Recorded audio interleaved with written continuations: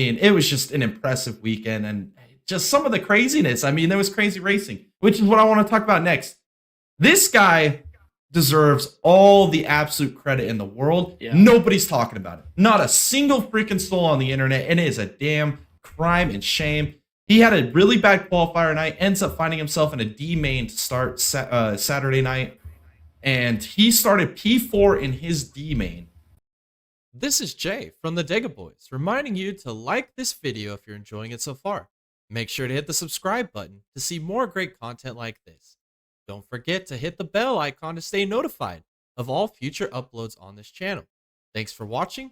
Now back to the video.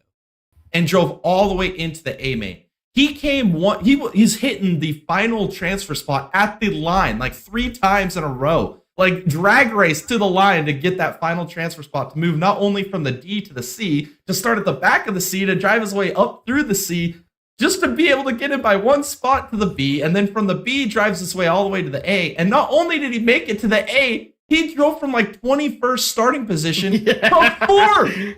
To 4th. Daison Pursley, man, this guy deserves all the credit in the world. What an absolute weekend he had to climb through the soups. I mean, we saw Torgerson, I think, drive through like 3 or 4 soups earlier in the day from like an O all the way up. And then we saw Tanner Holmes do the same thing from a J to like an I or no, a J to like an F, I believe. So we had a couple good storylines building, but nobody, I think, had Daison Pursley driving from a D main all the way to an A. Not only an A, but a 4th place in the Chili Bowl. Impressive. Absolutely. Yeah. What are your thoughts? I mean, that's just crazy. What an absolute Chad. I mean, if you guys really saw and watched the Chili Bowl and saw what Pursley did, I mean, that was like, it's one for the books, man.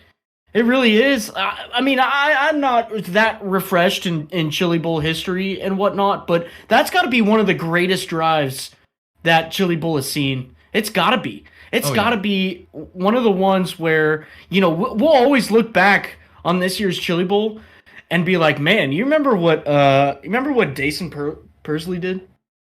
We're like, man, that guy's a Chad.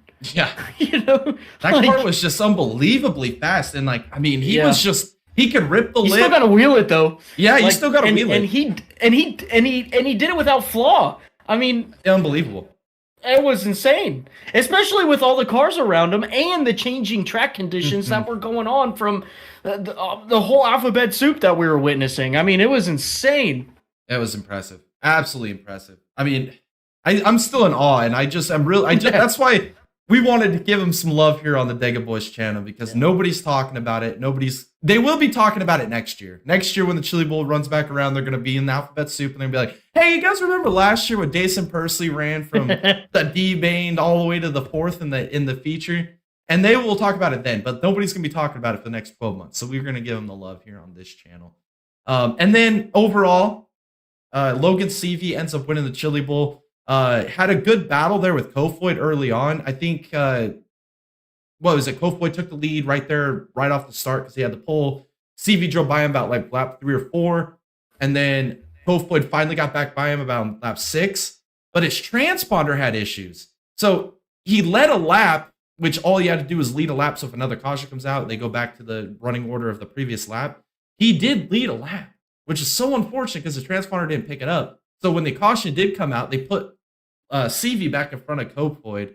And that's wrong. It was just so unfortunate. That's like that late model race that happened last year. Hudson O'Neal and Bobby Pierce. Yeah. Yeah, it's the same thing. It's a crime. That was a crime. And that would have been a great battle anyways, because Seavey was quicker. Yeah. And we would have had a battle for the win. I mean that would have been, man, that would have been storytelling right there.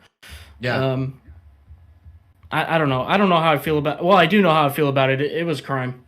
Yeah. Yeah, you got to feel bad for Buddy Kofoid. I feel like his time's coming though. I mean, you can't run at the front of the Chili Bowl year after year after year and not get one. I think his time is coming. I think right now we're just in the Logan Seavey era, and I think he'll probably win another 1 or 2 more in a row because he's just that good. But Kofoid's gonna win one here before we know it, and he's still really young. I mean, he's early 20s. I mean, he's got lots of time. I mean, he's gonna win one of these eventually. So, it just sucks that happened.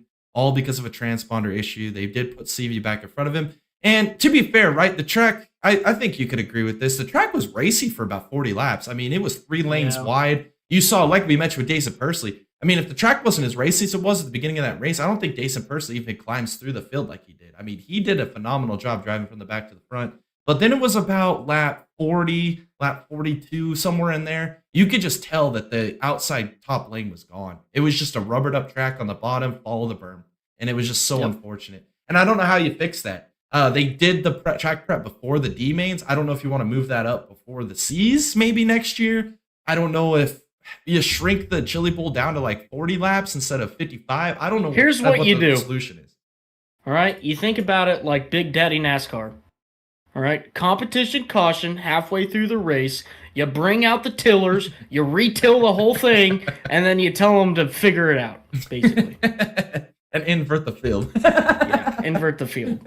Half of them go take rights and the other half take lefts. Yeah, we'll just Big Daddy NASCAR it. Yeah. I like it. That's what we do. I like it. We're solving things here. But ultimately, great weekend at the Chili Bowl, or a great week at the Chili Bowl. I mean, just fantastic racing. Really kicks off this season. And like me and Tom have been saying all off season, this is going to be one of the greatest racing seasons of all time. We are in the golden age of motorsports.